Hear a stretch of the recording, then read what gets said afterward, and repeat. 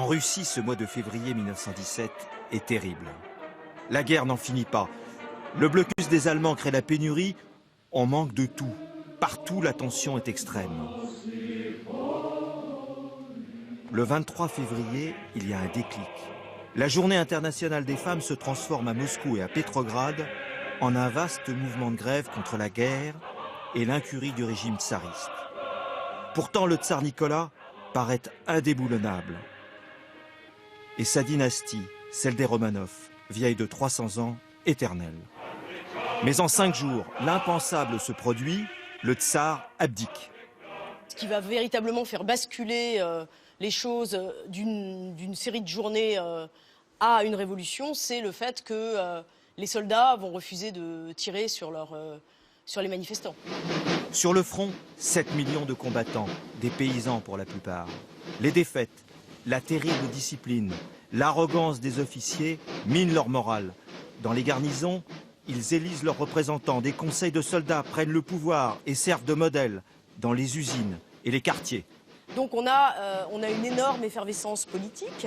Tout ça débouche aussi sur les élections donc à l'Assemblée constituante. Il y a de très belles images de cette Assemblée. Pendant l'année 17, on a quand même des choses qui n'existent nulle part ailleurs. Le vote des femmes. Les candidats et les électeurs peuvent avoir 20 ans.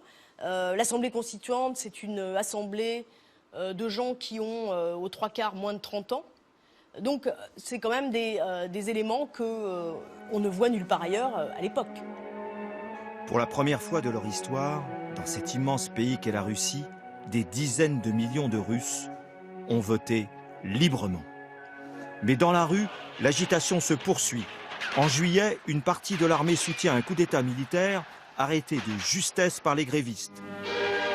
Le gouvernement provisoire semble impuissant.